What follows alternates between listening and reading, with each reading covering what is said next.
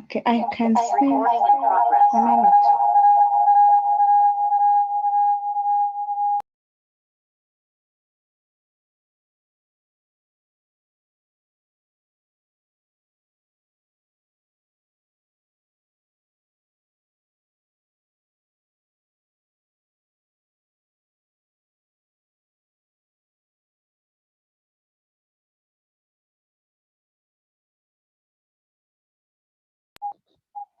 I'm trying to exit from one kindly. I have logged in with my laptop, so allow me to exit.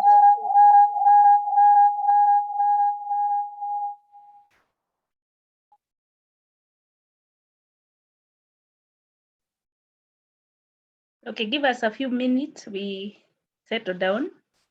I think also as many people are joining, it's good they will be together with us. And maybe for the CPD point, always there's this question about the CPD point.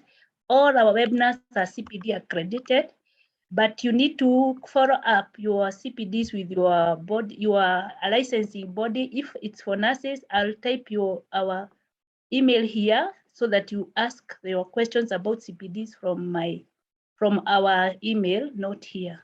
Thank you. I can see Sarah is ready. Okay, thank you, Rose. Sorry for that. Good afternoon, everyone, and thank you for joining us.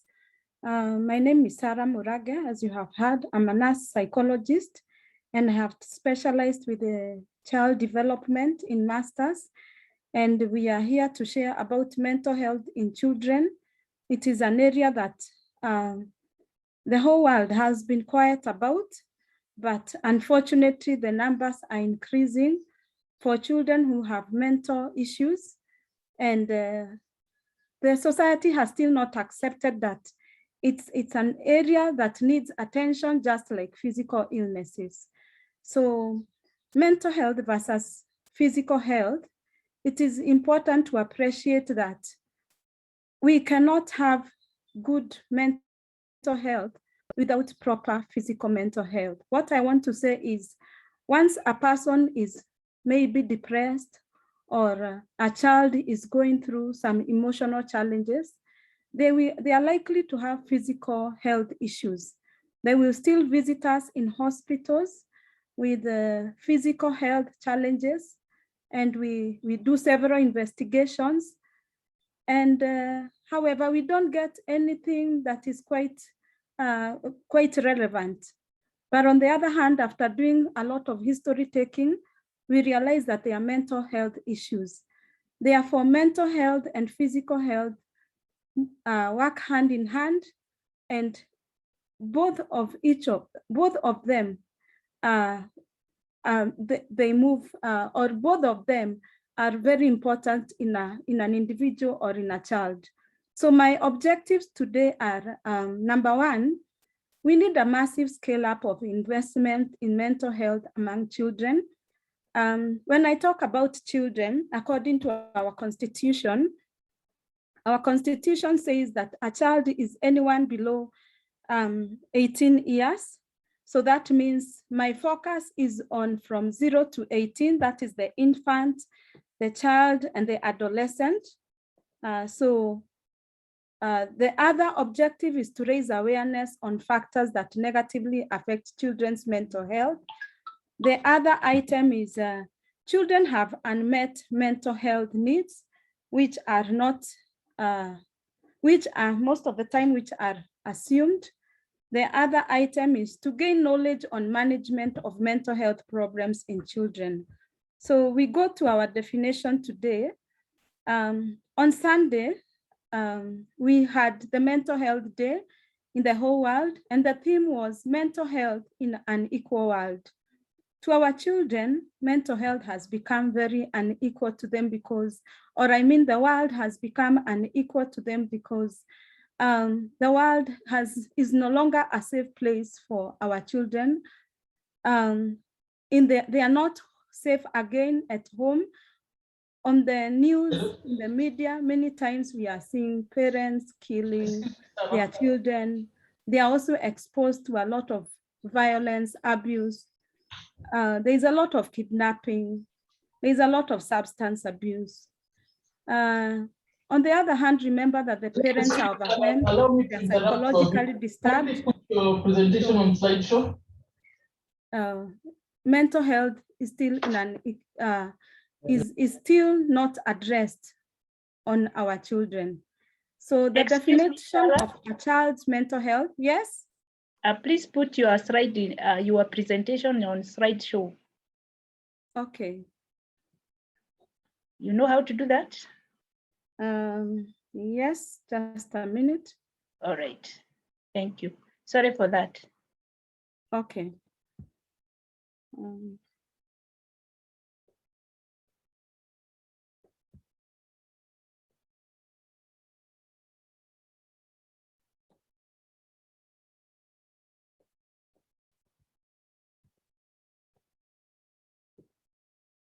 Sorry, I'm still stuck. Could you allow us to screen? Yes, just proceed, please. But you are about to be there. Click the slideshow now. You are there. You are just about to.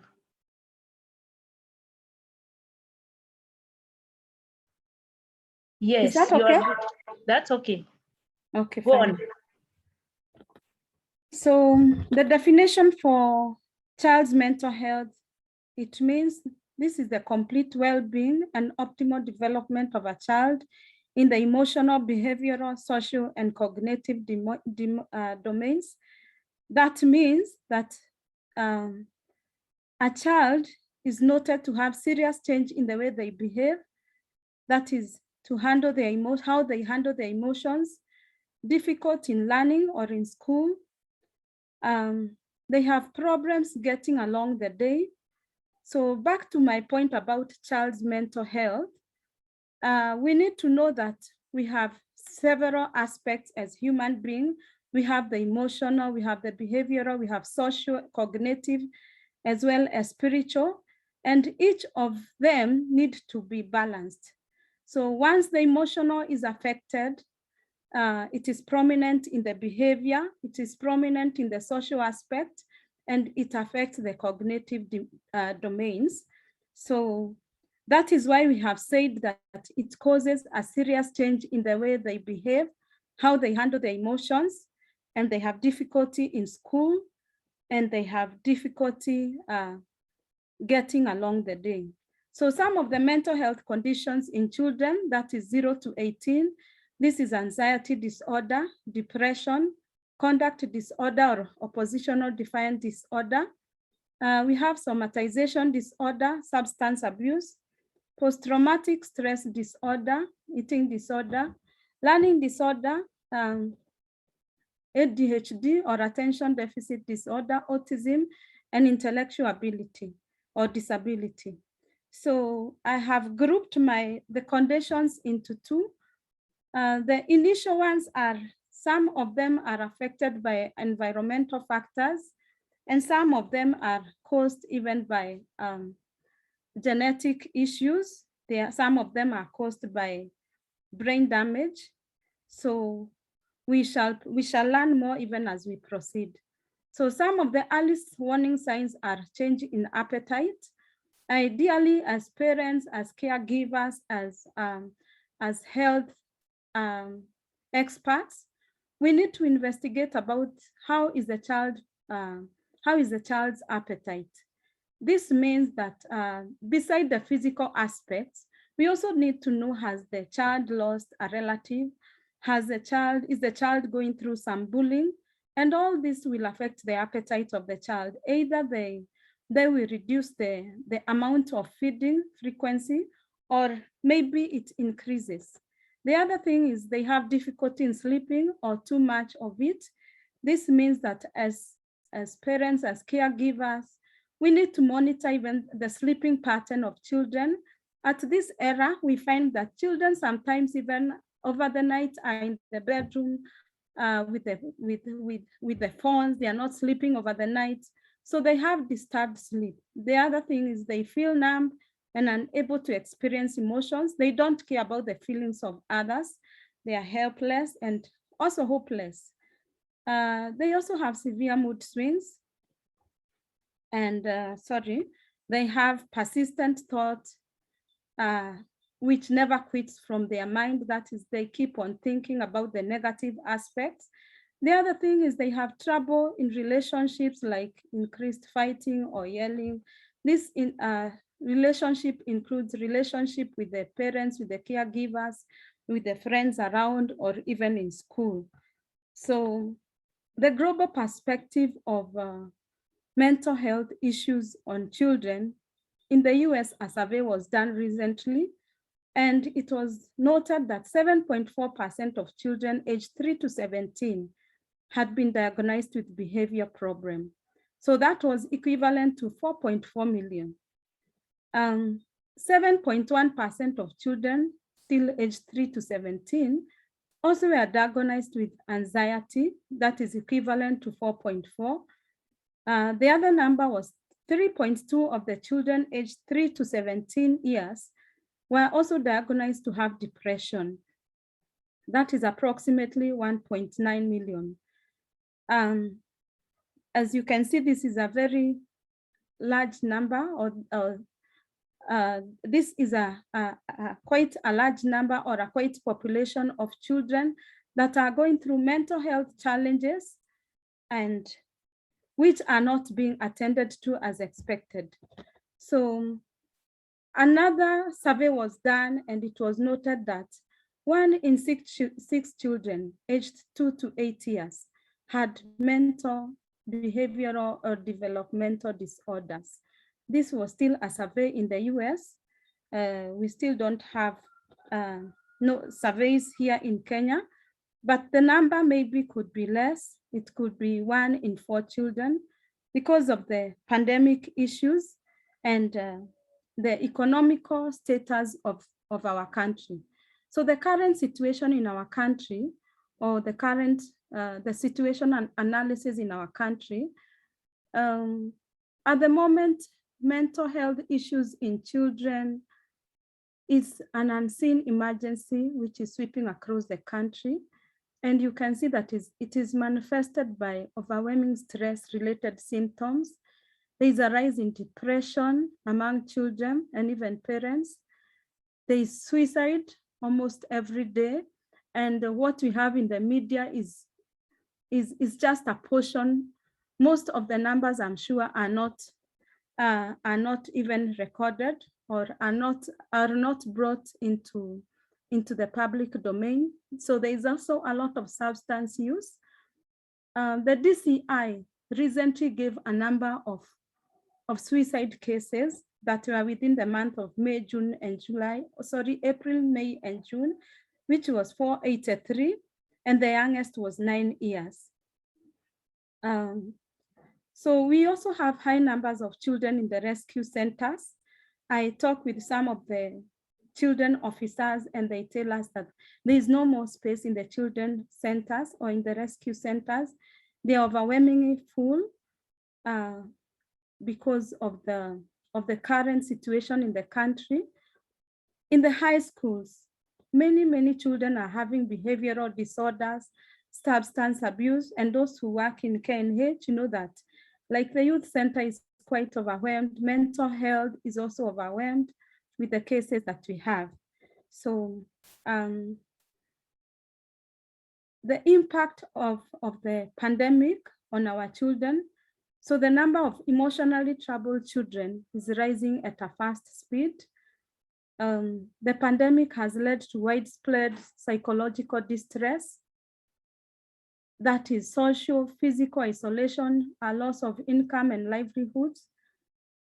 Family and parenting stress is on the rise, increase in abuse, and the predictability of future lives, abuse and violence against children. Remember that children are very vulnerable because once the parents have maybe conflict, once the parents does not have coping skills, maybe the parents are going through divorce and separation, maybe the parents are having loss of of resources or lack of resources, the impact is heavy on the child. So for children, it is even more difficult for them because they cannot express their feeling.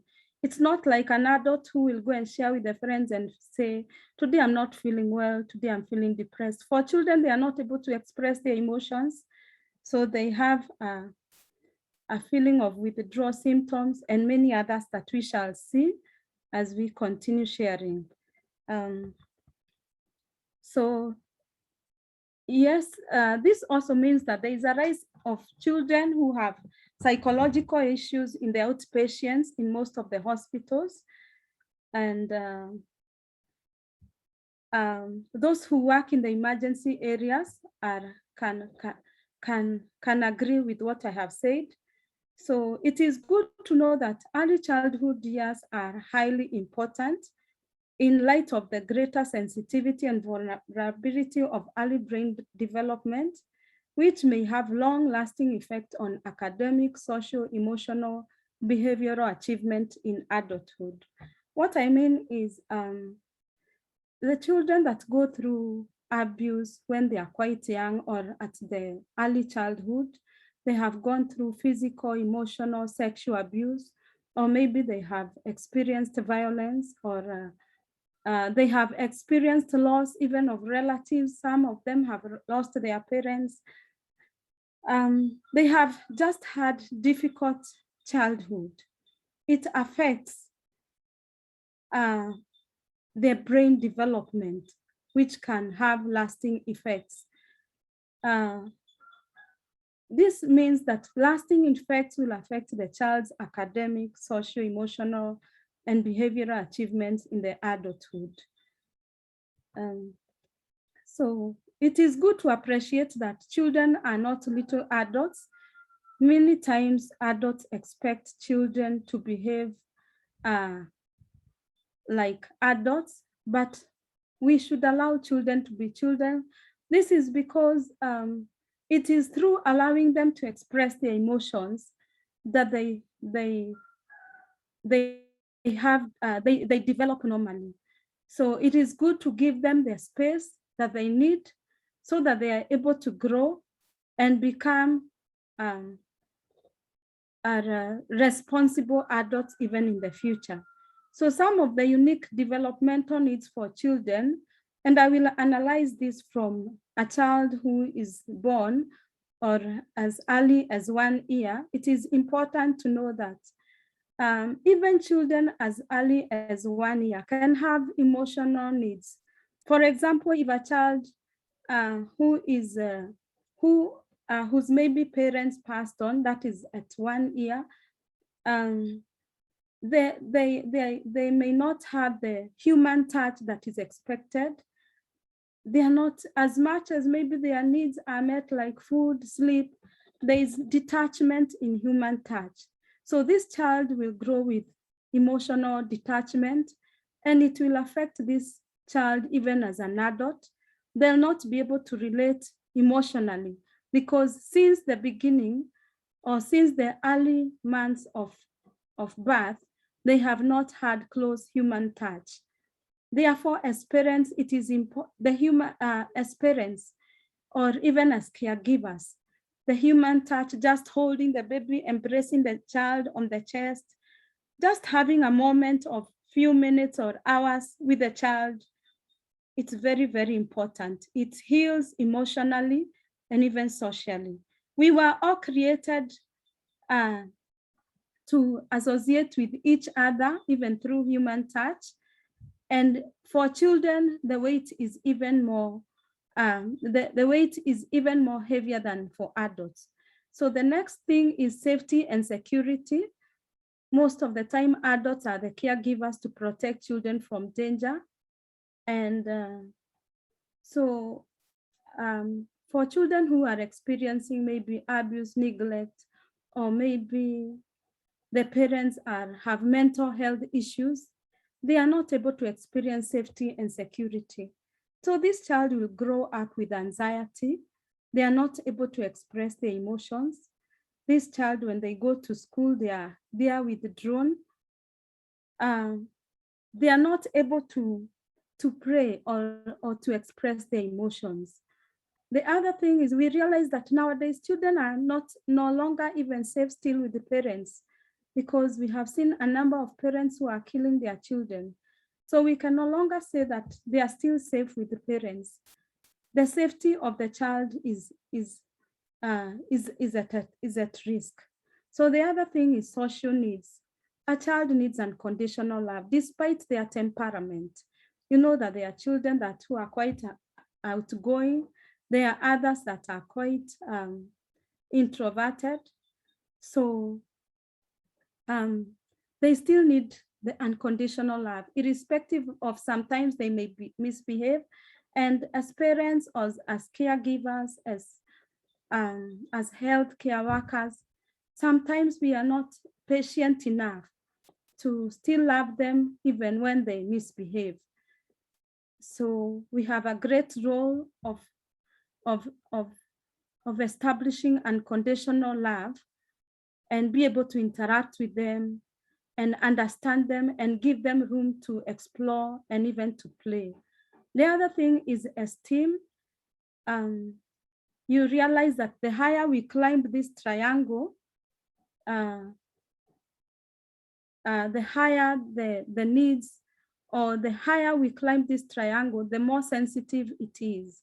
Because a child who does not get the physiological need will not have the self-esteem.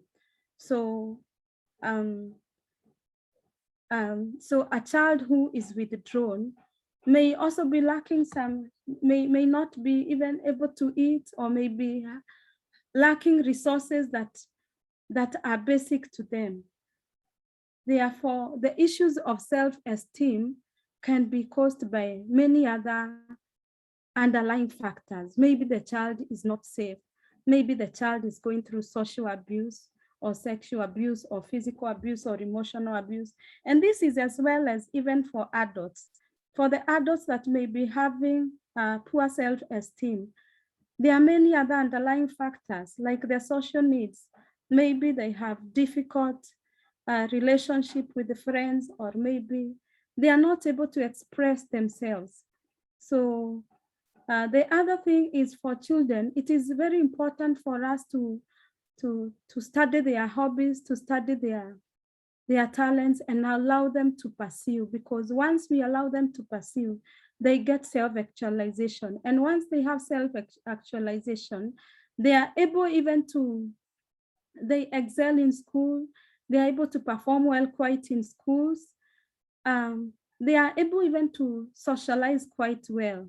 And we will see later why it's very, very important to have all these needs met, because we said in the previous slide that the early childhood life experience affects the adult in the future. So many, many times as adults, we carry the experiences we had in childhood that have shaped our personality, that have shaped how we respond to situations and even to circumstances. So ideally, the normal development of a child to old age, as we had said earlier, it's about trust and mistrust. What I mean by trust and mistrust, or this is from, we call them stages of psychosocial development by Erickson.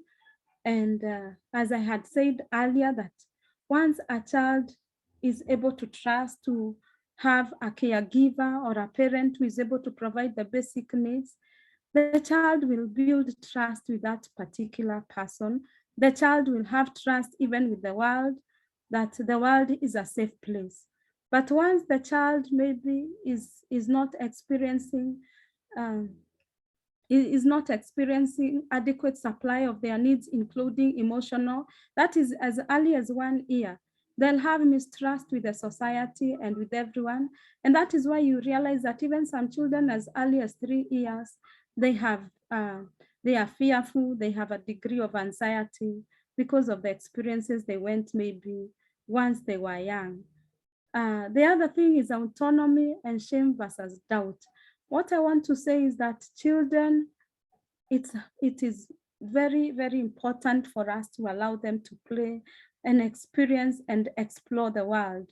When you allow them to be autonomous, they will develop skills of survival, skills even of relating with their peers.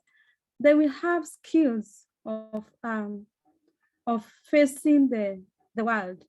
But once we limit them, and especially nowadays, children most of the times are in the media, in the games, in the technology games and all that.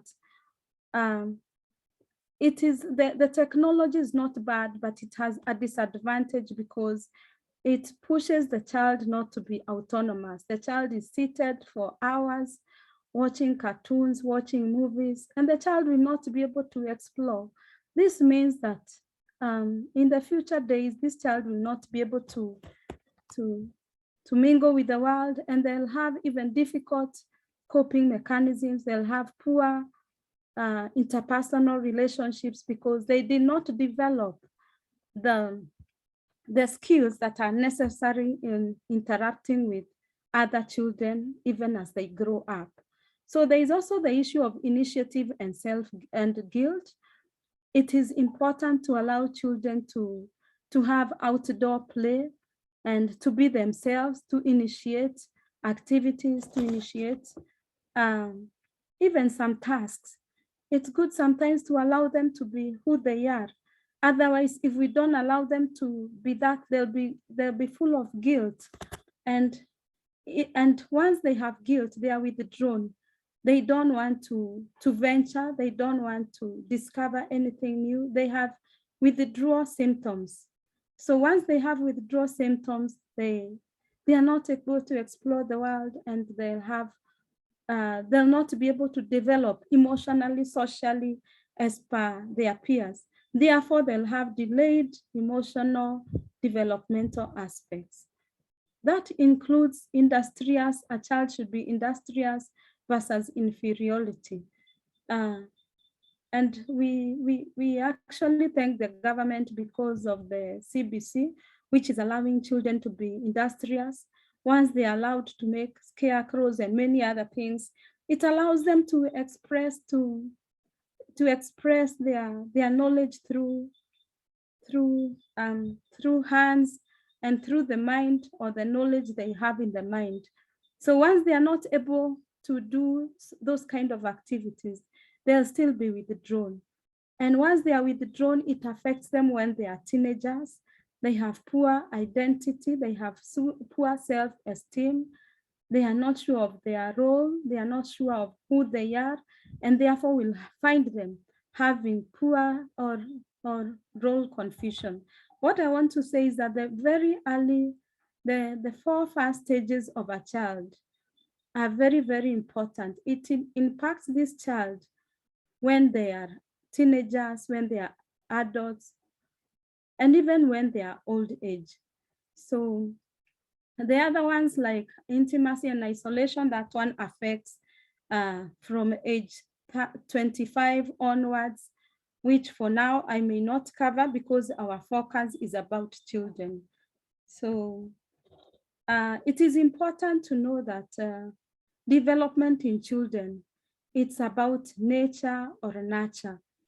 I want us to focus, maybe somebody or a child or a person who has gone through a very traumatic or emotional life since they were young children. And apparently this person has made it or has become successful in the future. This is because of aspects of nature and nurture. And there's still somebody else who has gone through a painful early childhood or adolescent, and they are not able to navigate through. We shall see what happens in between, and what, as caregivers or as parents, what we need to do so that we are able to nurture or nature these children so that they are able to develop the skills needed even for them to navigate through life issues. So when we talk about nature, is a child biological inheritance.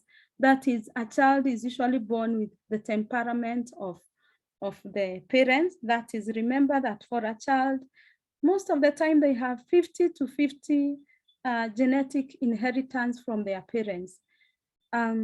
This includes that this also affects their personality. And that is why we are saying that it includes biological inheritance. The other thing is nurture. Environmental experiences are most important influence in a child's life. That is, psychologically barren or hostile environment can depress development. So this is where we are focusing at nurturing. Nurturing means caring, that is a caring parent, a caring caregiver, but we still have absent caregivers. We still have maybe parents are involved in substance abuse. All these kind of aspects will affect the child in the future. Therefore, it can nurture the child positively, or it can impact the child negatively. We are saying that early experiences or later experiences are key determinants of development. And we can all agree that we are what we are because of the experiences that we went through, especially in the early childhood. So the risk factors of children and mental health, or the risk factors that can cause a child to have mental health issues. Maybe a child is having long-term physical illnesses.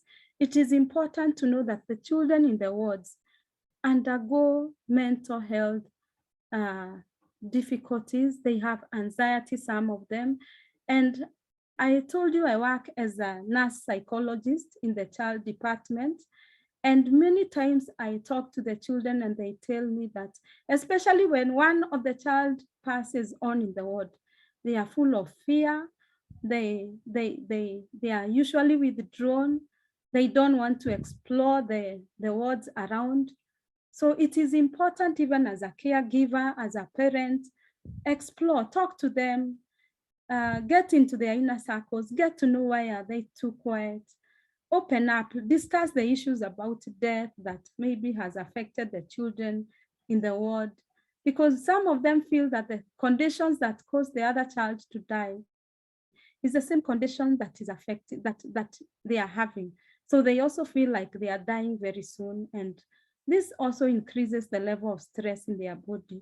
And remember that when the levels of stress in the body are high, it increases the cortisol levels, which causes even poor immune system or weakens the immune, and many other factors. Other underlying diseases like diabetes and many others can still crop up.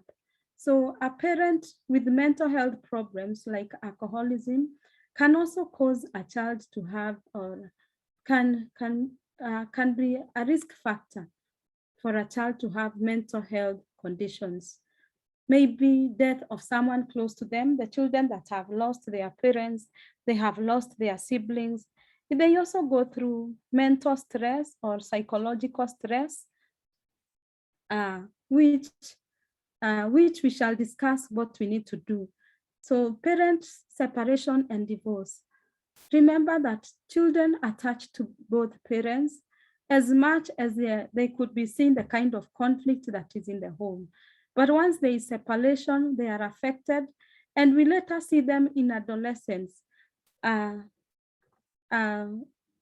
behaving the way they are behaving because of the kind of pain they experienced once the parents separated. Children are also at risk of developing mental health issues when they experience severe bullying in school, physical or sexual abuse. Therefore, as parents, as health caregivers, it is good to know what is happening in school. How are you faring on with your friends? Is there anyone bullying? It's good to discuss, have an open discussion with children. And we encourage parents that it is always important to, especially meals time, it is important to switch off all the gadgets, the phone, the TVs, and eat together and discuss issues, because that is when children are going to open up at least 4 times in a week. It is good you sit down together, eat together, and children, you'll be amazed by how much children can open up about their experiences in school. So some other risk factors are poverty and homelessness. This includes children in the street and also poverty. We are also seeing let's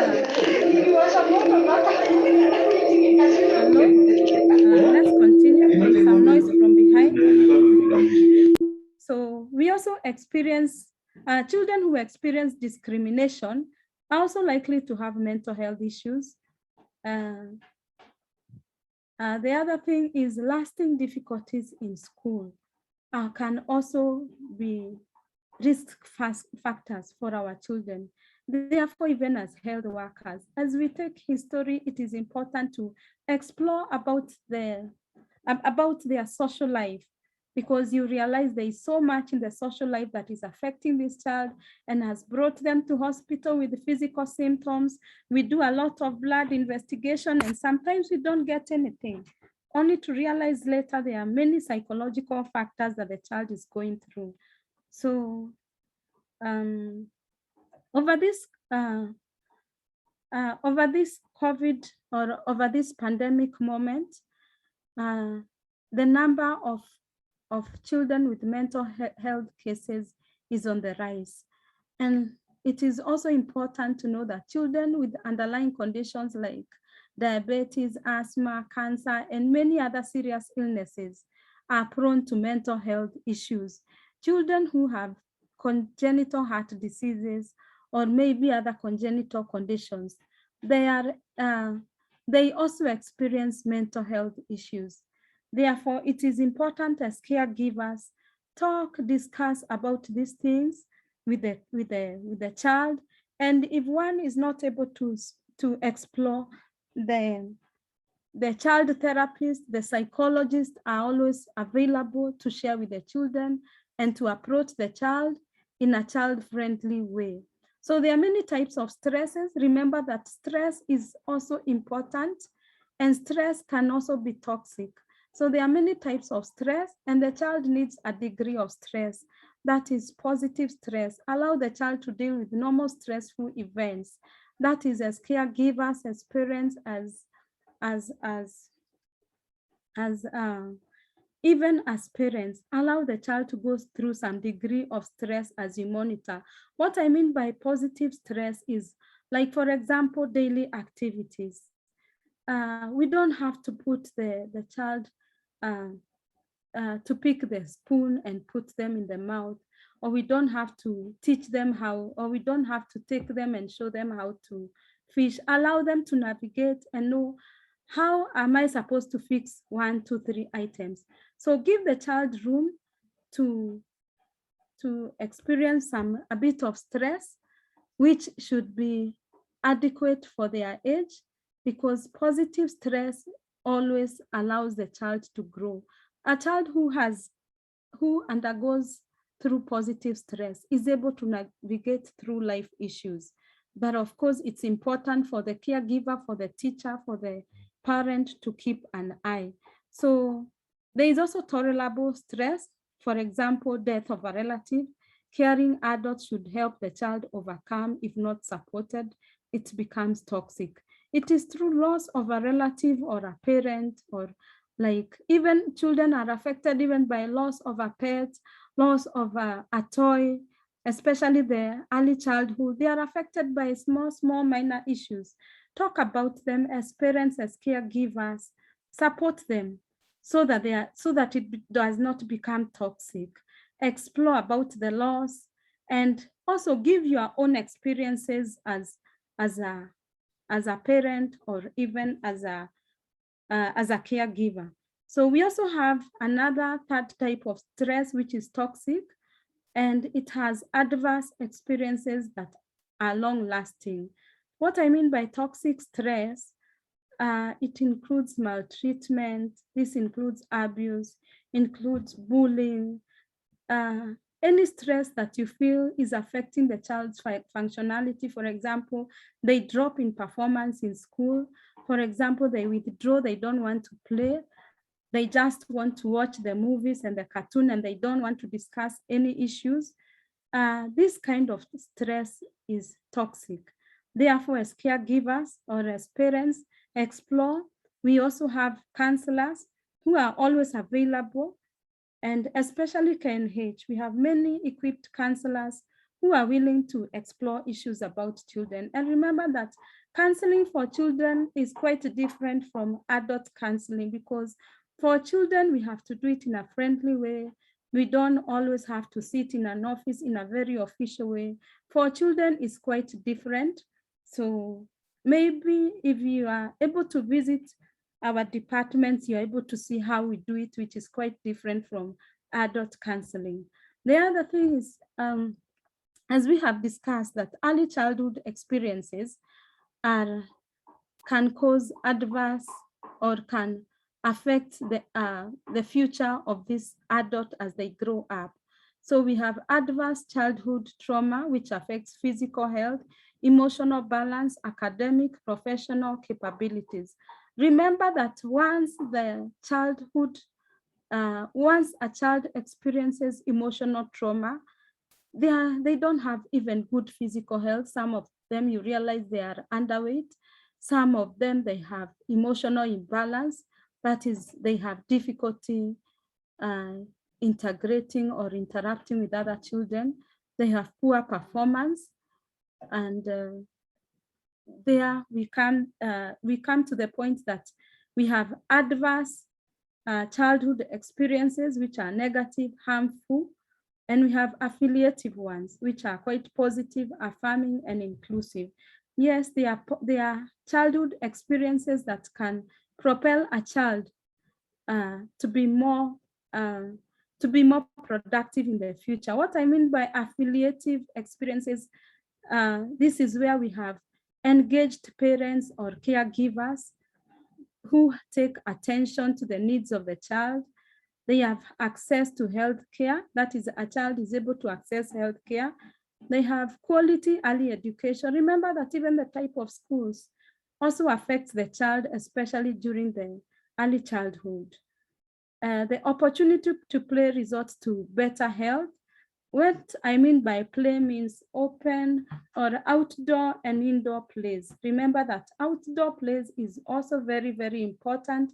It reduces the stress levels, especially in children and also in adults. So once there is affiliative, once the parent or the caregiver takes attention with the child will have even higher academic achievement. The child will have self-esteem. The child will have a sense of security, and the child even will be physically quite healthy. So we also have what I want to say, that once a child has affiliative experiences, in the future, this person is not likely to have maybe a history of depression or conflict even later in life. So there are causal pathways that can affect the future of a child, or that makes us to be who we are. There are causal pathways that determine the outcome of a child. For example, just as we have said, this is a summary of what we have seen, that parents can either be a risk factor or protective factors, depending on the personality or the parenting style of the parent. So, for example, a mentally ill parent will cause the child to have, will also affect the child negatively, but that one, as counselors, we're able to help the child navigate through. The other thing is, once there is family conflict or discord, violence, it also affects the outcome of the child. When the family as a team is not able to acquire the coping skills, it affects the outcome of the child. So we also have parents who are quite absent, which is also a risk factor. But remember that positive and positive parenting skills, they are quite a protective factor to the development of the child emotionally. So the mechanism of transfer or the mechanisms that affect the child's outcome, the genetic factor, remember, is very, very important. The other thing is during pregnancy, mothers who undergo stress when they are expectant will affect the outcome of the child. That is, it will affect the temperament of the child. It will affect the neurological functioning and even cognitive and academic skills of the child. Remember that parent-child interaction is also very, very important. So where there is where there is reduced parent-child interaction, the child is likely to be insensitive, hostile, and the child will feel rejection and remember that the parent is also a role model. So the child becomes vulnerable once the parent becomes a risk factor, once there is maybe comorbid disorders or many other environmental factors. So it is important to know that some of these children who go through these difficulties come out and become very productive people in the society. This is because they were, during the early childhood, they learned the skills of coping with stress, and they developed what we call resilience. Resilience is the ability to navigate through problems. And once a child has the aspect of resilience, however many challenges they may experience in the future, they are able to make it through. They are less likely to have depression or anxiety disorders because they learned, especially in the early childhood, about coping mechanisms. This, as parents, as caregivers, it is our role to develop coping skills. It is our role to develop the issue of resilience in a child. So the protective factors, remember that my topic also covers adolescents. So for adolescents, remember that adolescents are very sensitive people. It's a period whereby there's quite a lot of hormonal fluctuations. Sometimes they are very emotional. Sometimes they do activities that are quite risky.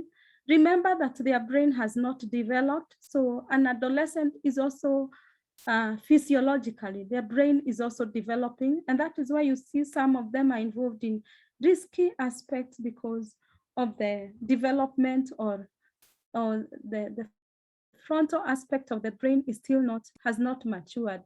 Remember that there is also a change of the dopamine and the serotonin, and that is why still adolescents are exposed they expose themselves to risky activities.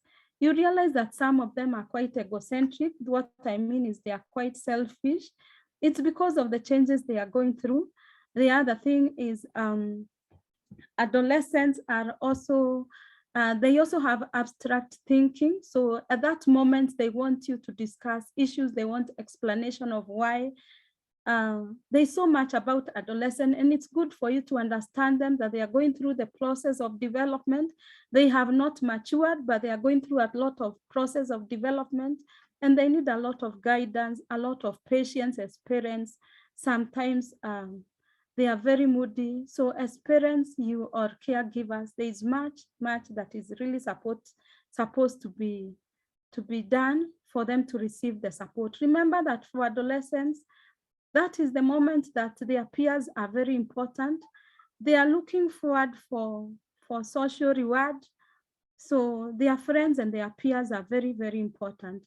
So therefore, the lessons you taught them during early childhood will influence the kind of adult or adolescent and their behaviors. The previous or the childhood experiences will affect the behavior of the adolescent.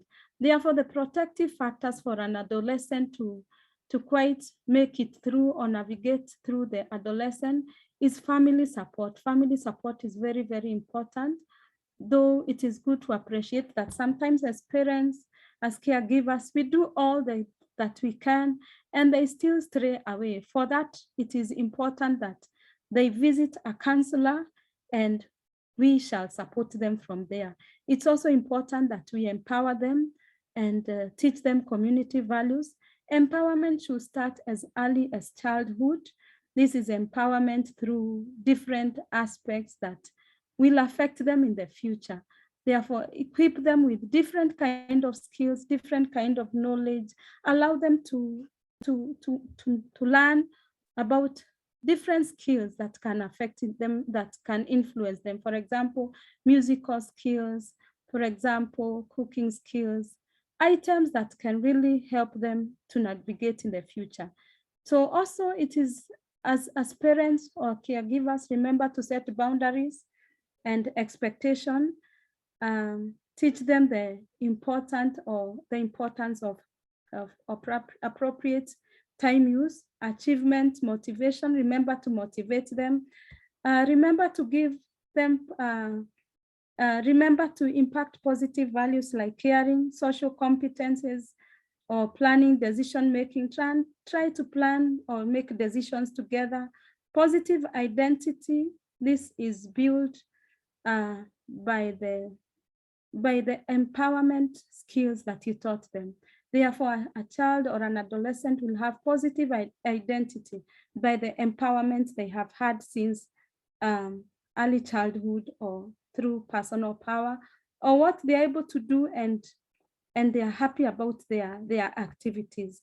The affective development, this is an area centering on development of social, emotional, personality characteristics, and self-concept. We have a theorist who emphasizes that behavior is a surface characteristic. It is symbolic and deeper inner working of the mind. What I want to say is that for adolescents, the kind of behavior we see on the surface is just symbolic. They saw so much in the deep inner mind that needs to be explored. And remember that for adolescents, or even for some of the children, they sometimes don't want to open up to the close person around them.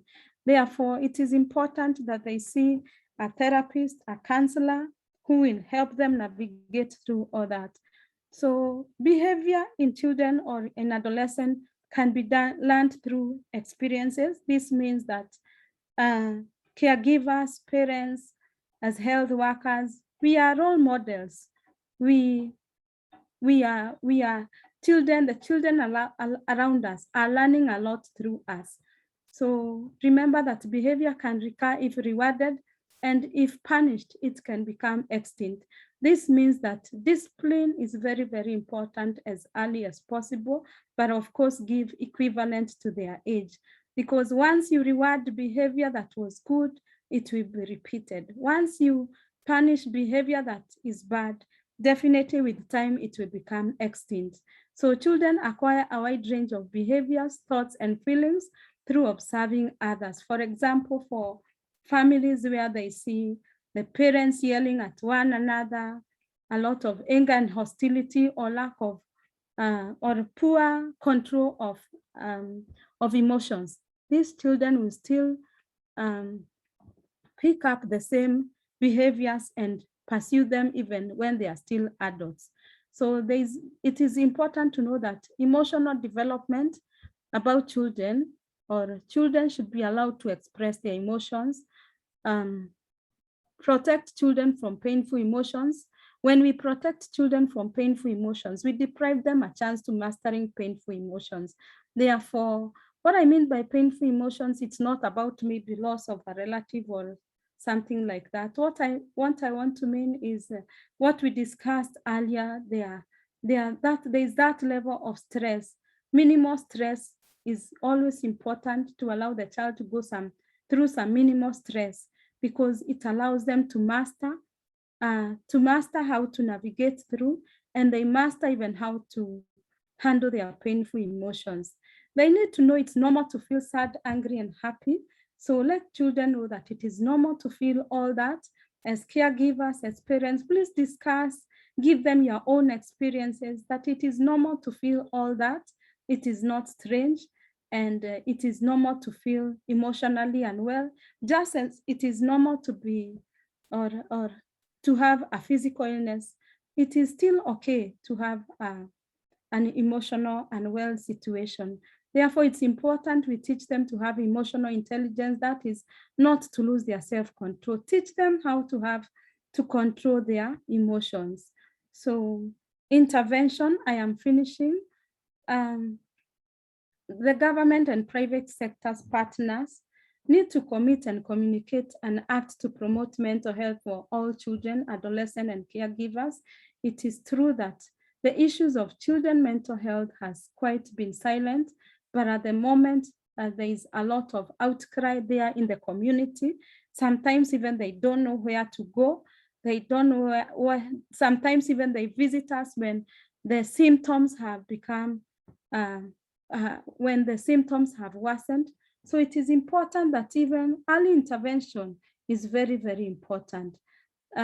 We need to integrate mental health screening, even as we do child well-being examination. Therefore, some of the self-care activities is keep children and young people mentally well by having good physical exercises, eating balanced diet, and having time and freedom to play, that is indoors and outdoors, being part of the family that gets along well most of the time. It's good to always look for unity in the family, because children will feel a sense of safety and they're able to open up even to the family. Because once they feel the home is not safe, they will open up to their peers. Unfortunately, their peers will push some of them to drug, because that is where they feel a sense of security and a sense of belonging. So going to school that looks after the well-being of pupils is very, very important. Taking part in local activities, that includes community, church, and all the like. So skills for highly stimulating world, give them some tasks with materials to do, give them activities to do, some activities that is equivalent to their age, develop decision-making abilities, teach them to cope with various environments, and share your life experiences. It is very, very important to limit TV, video games, and computer. They are very, very good as well, but remember, this child will not be able to mingle. This child will not develop coping skill. This child will not be able to, the child will be deprived of their emotional or social development. Therefore, limit the time they have with the computers and with the technology. So thank you so much. That picture reminds us that we need to mentor the adolescents, we need to mentor the young people, and early childhood experiences affect the adult we shall be in the future. Thank you so much. We allow time for questions. Rose, back to you. Thank you. Excellent. Thank you, Sarah. That's great presentation. And there are a few questions in the chat box, in the Q&As, which I would like to read. And we ask you to, we have a couple of minutes we can use to ask questions and make our comments on the chat box or the Q&A section.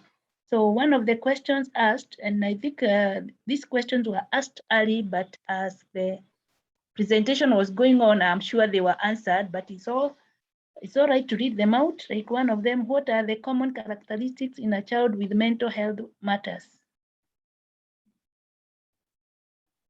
Okay. Yeah. Thank you, Rose.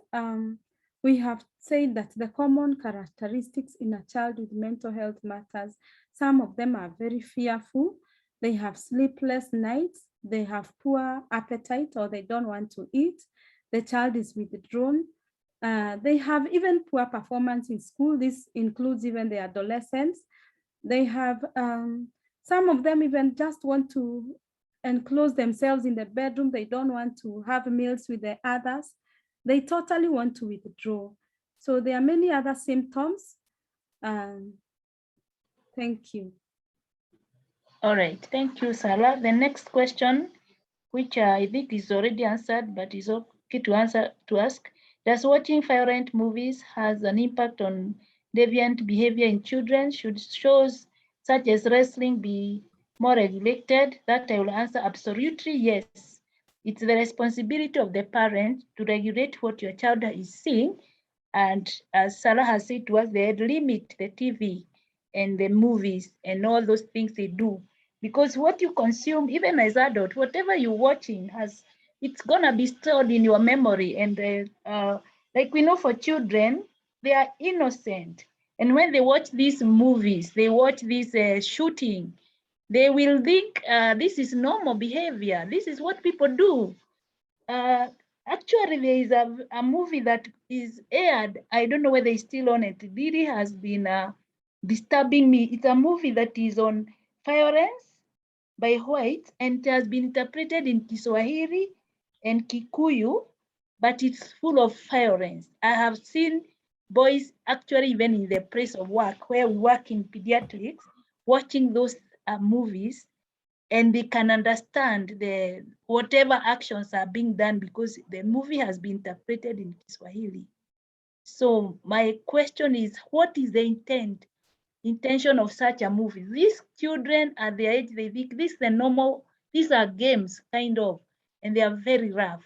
So as Sarah said, it's upon us to regulate even to what is being aired. Is that a kind of a film? Who interpreted it, and how did it land into free watch in the media? So that question is answered. The other question is Salaf, a 16-year-old girl wets bed at school but never at home. Would that be a mental problem? Yes, yes.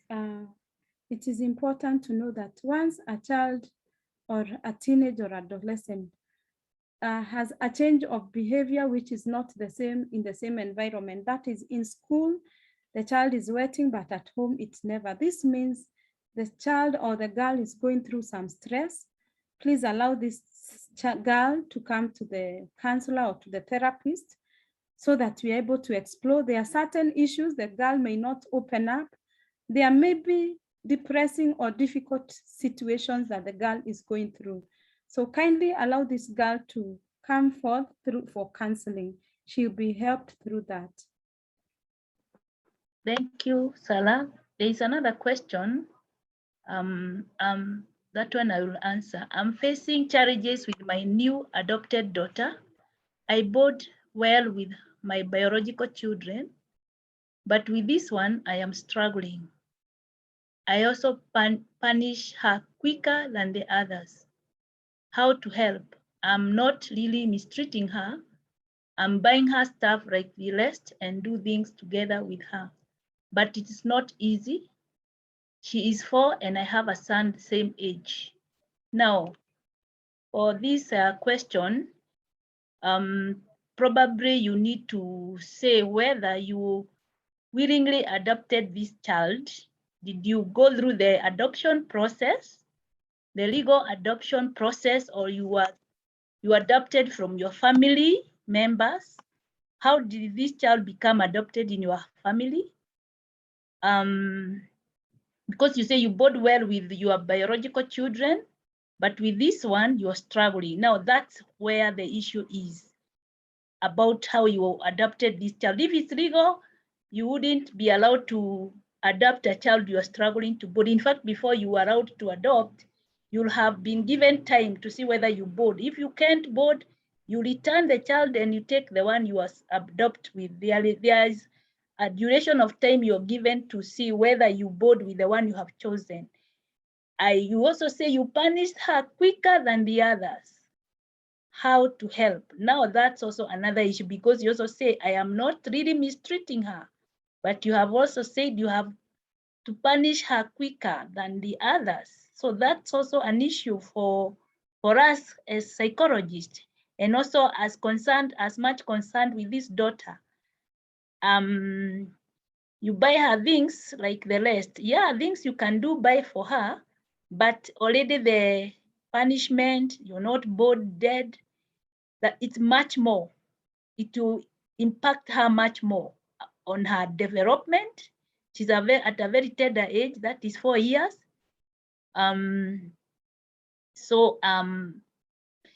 You say you have a son and this is a daughter. There is a lot in that question, and would advise you kindly to see the psychologist. And if this child you've adopted legally, there are questions how you came to adopt a child and you not bonded with. If it's a child you adopted because probably the parents or is from your family, and there were no, it seems you are therefore not prepared to adopt this child is by circumstances. And this child needs to be put in a place where the child feels loved, nurtured, accepted, loved, so that also the child does not feel, I don't belong to this family, I am the odd one out, I am the one who gets the bro faster than the rest, as you say. Yes, please, this one may not end here. You need to see a counselor, a child psychologist. If it's you are willing to adapt because of circumstances from the family issues, because that to me, I'm interpreting you adapting from a family or through circumstance, not a planned adoption.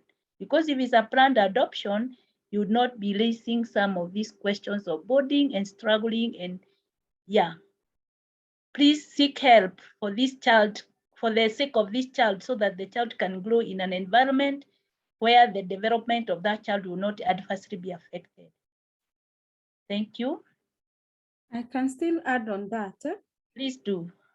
Remember that adopting children has its own challenges. This is because this child does not have your genetic,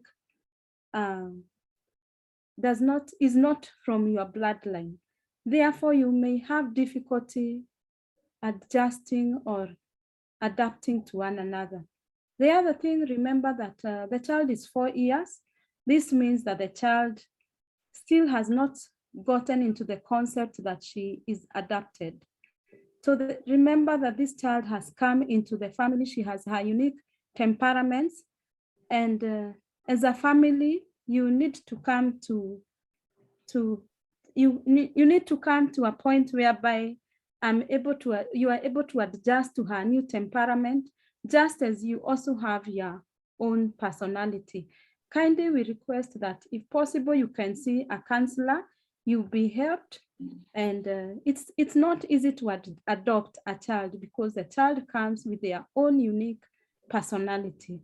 Therefore, as parents, you are expected to be able to support them and adjust yourself so that she fits in the family. Thank you. Yes, and adoption actually is a very good thing because you step in to help these children, that child. Yes, you've done a good thing to take in this child to give the basic needs, but there are those psychological needs and those emotional needs that need also to be well established for the well-being of the child and also for you to be happy that you have adopted a daughter that you are able to navigate well in life with.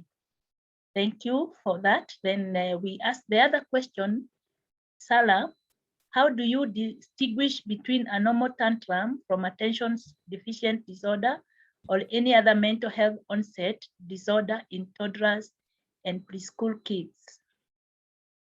Okay, thank you. So once a child is having tantrums, she's communicating that she's not comfortable. He or she is communicating that they are going through some level of stress. They want attention. On the other hand, attention deficit disorder, this child is restless all over the place and is not able to be attentive to one particular responsibility. Maybe the child is not able to eat when they are seated in one place. They have to move around, touch 1, 2, 3, and destroy items. So there is a big difference between normal tantrums. The child is communicating something, get to know why the child is uncomfortable, and attention deficit is quite a different aspect that also can be attended to at the mental health department.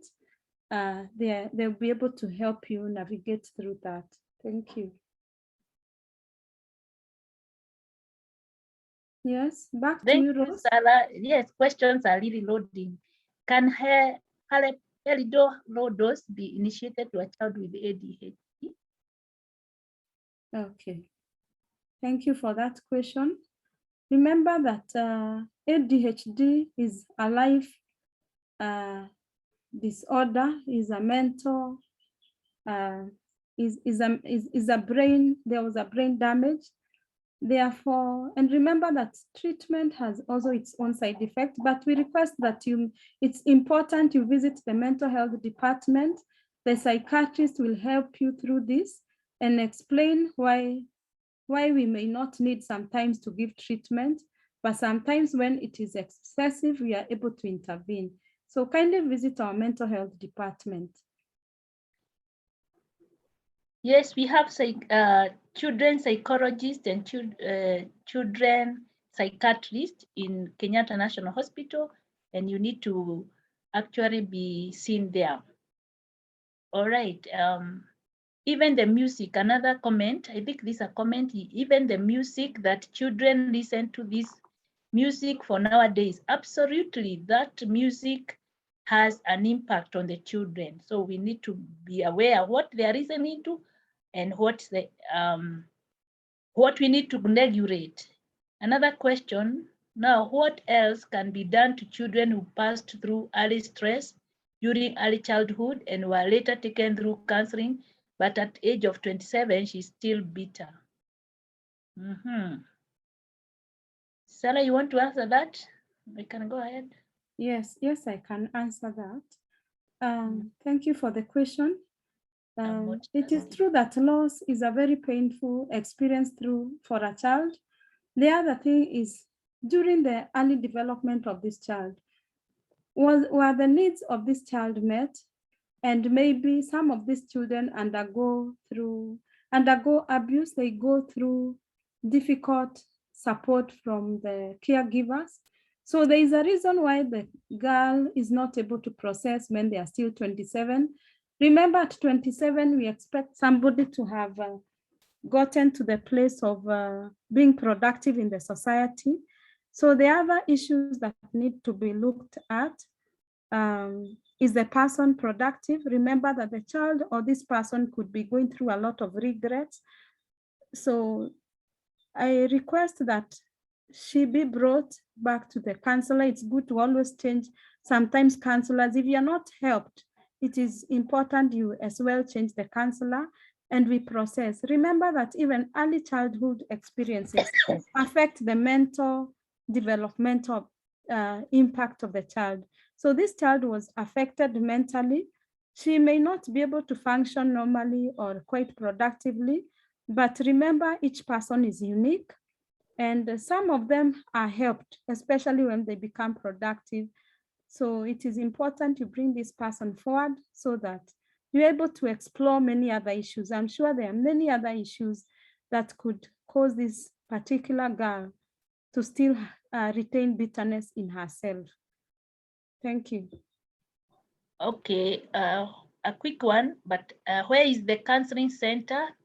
The counseling center for adolescents is at Kenyatta National Hospital, ground floor on the upper side, and it is free. Children from 12 years to 22, 23, 24 there. But for the younger ones, their clinic is on Mondays at Kenyatta National Hospital at Mental Health Department. And that is done. The next question is, kindly comment on discipline of kids, especially toddlers, and effects of spanking the kid to correct a wrong behavior. When is it necessary? Sarah? Okay, yes. This is about discipline issues. Okay, remember, it's also important as parents, as caregivers, you don't have to be very strict that each and every wrong behavior you punish. Otherwise, this child will develop an aggressive behavior. You need to give some warnings, and then after 3 or several warnings, if the child does not respond, it's important to give a spank. Otherwise, do it with lovingly, do it carelessly. Don't release your anger. Sometimes as parents, as caregivers, we get annoyed and we do it out of hand. We do it out of emotional outburst. So do it lovingly and caringly. Thank you.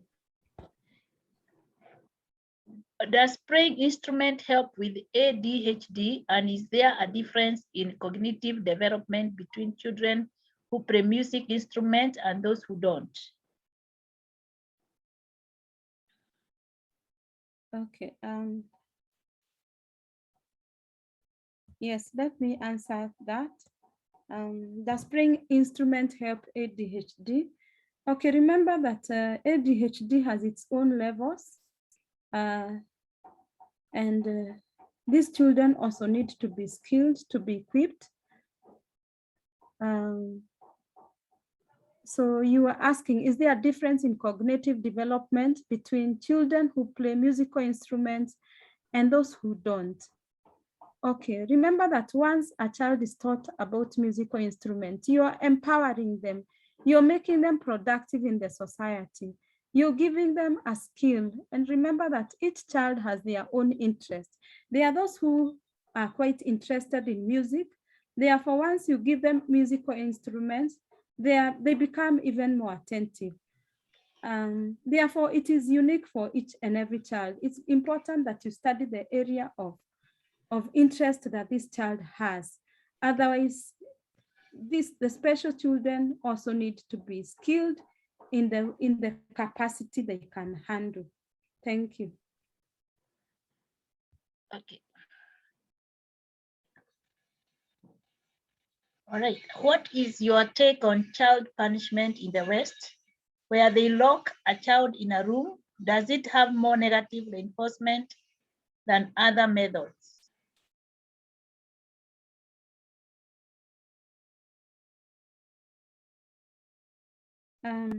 Thank you because of that question. You are talking about locking a child in a room. Okay. There are many forms of punishment, and remember, punishment is for the purpose of helping this child.